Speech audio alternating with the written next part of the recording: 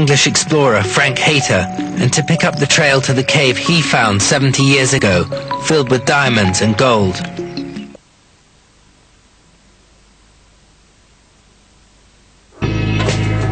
The man who I think came closest to finding King Solomon's mines was the forgotten English adventurer Frank Hayter, who explored Ethiopia in the 1930s. Near to the western border with Sudan, high on a mountain called Tulu Walel, Hayter writes that he found a cave with an ancient mine shaft and enough diamonds and gold to fill his pockets. But travel books of the 1930s were the adventure movies of the day. How much had Hayter embellished his account?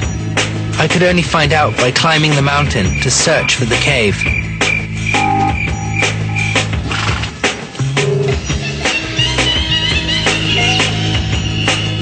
I've trekked with camels, yaks, and even with llamas, but I've never trekked with mules. And my first sight of them didn't fill me with confidence. What happens if we're on Tulu Walel and the mules run away, like they've just done, with all our stuff on them? No. Those are really wild mules, Simpson. What do you think about this mule? Well, it looks wild to me. No, don't worry. You are European. Don't worry about We're in a desperate bind. We need mules, so we're probably going to have to take them. What about payment for these guys? Do they come free with the mules? No. 2 mules there, 3. 2 donkeys. So 2, 3. Samson's been complaining all the time. No, Why? never in my life. I never complain. He's been telling me what a good horseman he is. Yeah, I am.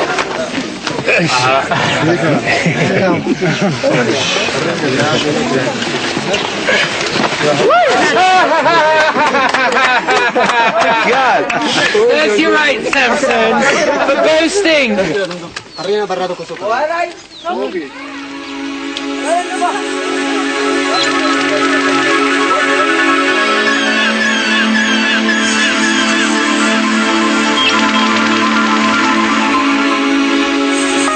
As usual in Ethiopia, I had found myself grappling for information.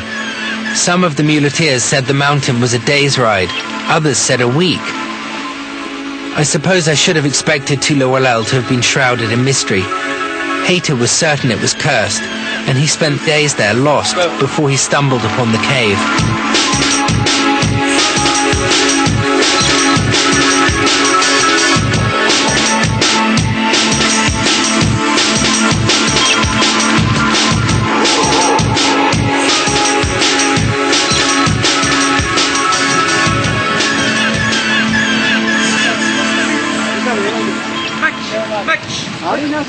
The mountain was over 10,000 feet high, and a day's ride found us still in the foothills. We've met and been welcomed by the local bureaucrat in the village called Samuel. He says he knows a man who knows all about the cave on Tulu Walel, which seems like an amazing breakthrough. So we're actually quite upbeat at the moment.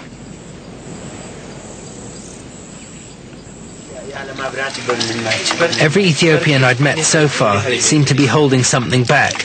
But when we met the old man, he was able to tell us all we wanted to hear about the cave.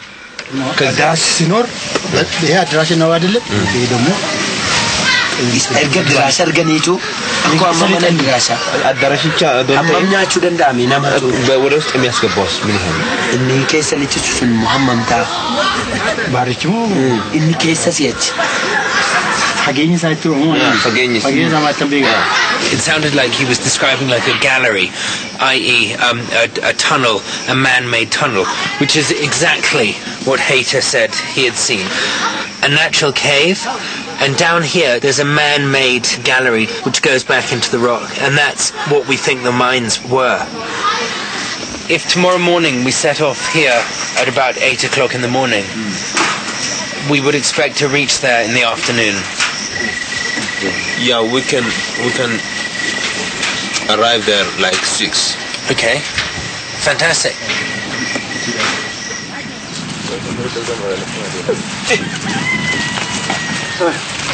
I'm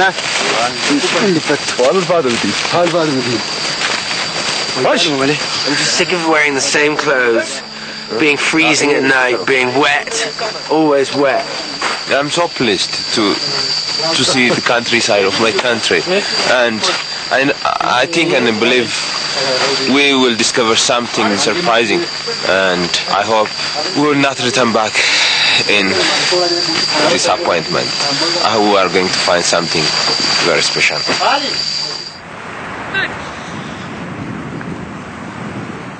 At times, the countryside looked as though we were riding through England's South Downs. And before climbing the mountain, I thought that Hayter's descriptions of a forest of death were just him playing to the audience. But with each hour we walked, his account of deep mud and difficult terrain began to ring true.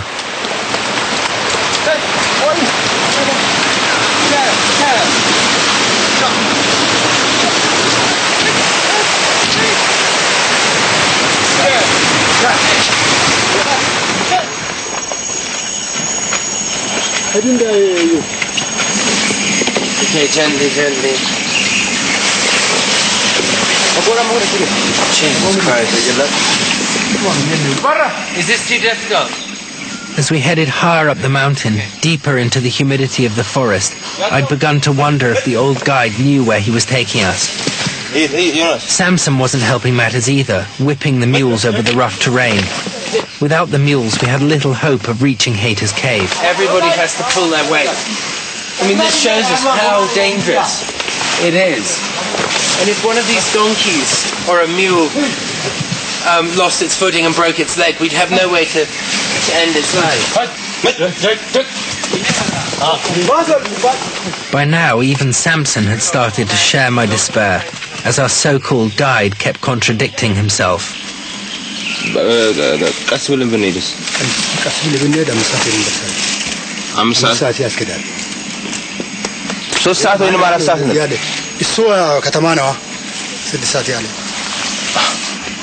እሺ አሁን እንደገና ከዚህ ስንነሳ አሁን ራሱ ትላንትና ቀኑ ሙሉ ከጧት እስከ ማታ ነው የተጓዝነው።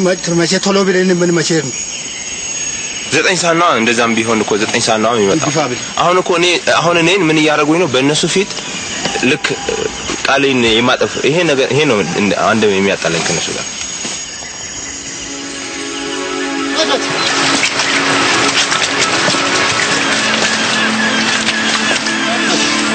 If at that point I thought Hayter had made up his description of the cave, his description of the trek certainly rang true.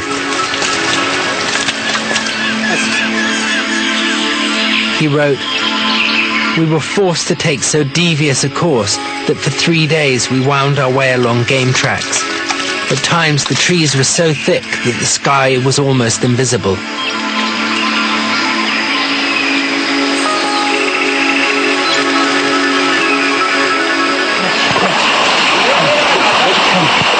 The dense forest seemed never-ending, and with each treacherous river crossing, I became more worn down. Come on, Mitch! These crossings are so dangerous. Are you okay? And Samson's just walking on about 2 miles ahead of everyone else. Samson was irritating me by striding effortlessly through the mud. But maybe the middle of a forest, several days' walk from the nearest road, wasn't the ideal place to review the terms of his employment.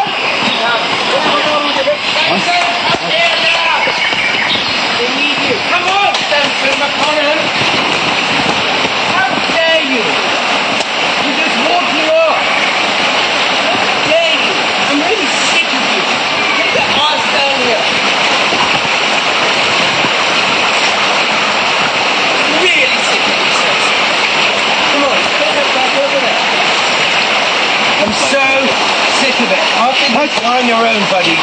Samson, this is the back. Please stay at the back of the dog. Why you shout? You can tell me, politely. Always you know to shout only. Always shouting.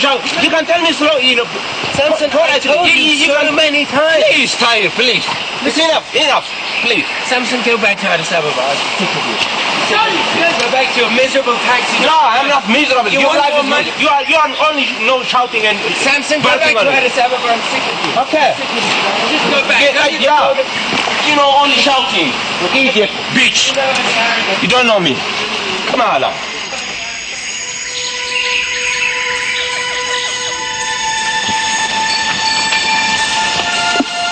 Really, Samson was the one person I could trust, and luckily for me, he didn't have anywhere to storm off to. Like the rest of us, he had to follow our taciturn guide in the hope that we'd be led to Frank Hayter's treasure cave.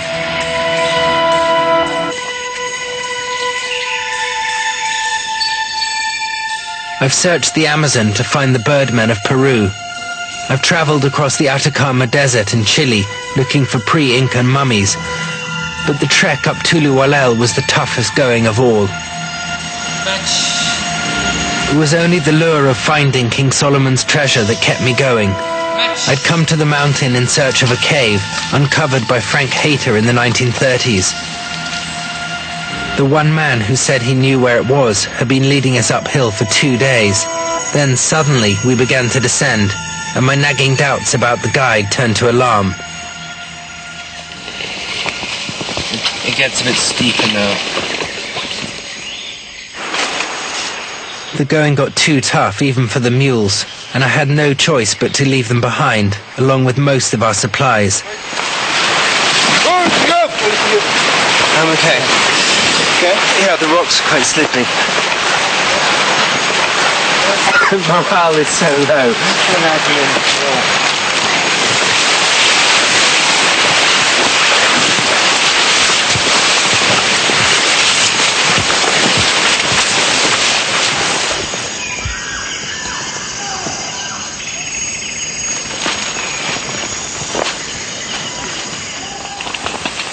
When the guide led us out from the forest canopy and across open farmland, I guessed that we probably weren't heading for Hayter's cave. But right up to the last, he insisted it was just one more hill away. They don't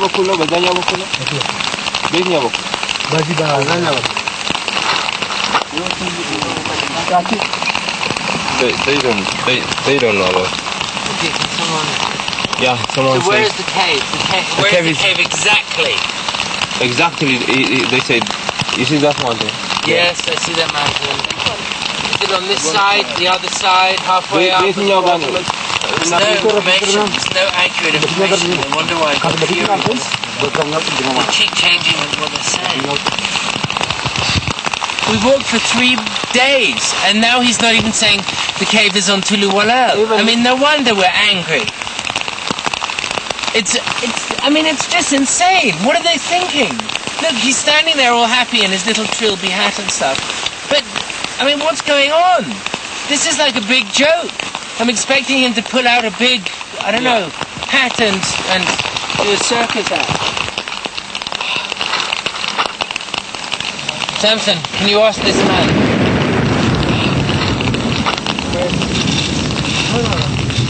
Yes. He said the cave is around there, not this direction. So it turns out that our guy doesn't know where the hell the cave is. Never been there. They have been lying and giving us false information For 3 days. Yeah, they don't have anything about the cave. They're just asking the people themselves. They're going.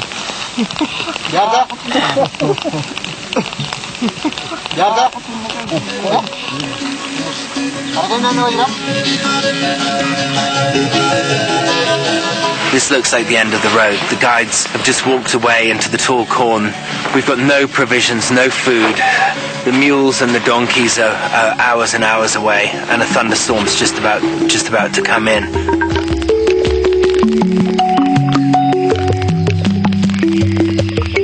Ethiopia has a tantalizing way of letting you get only so close to what you're looking for before it's shrouded again in mystery and misinformation.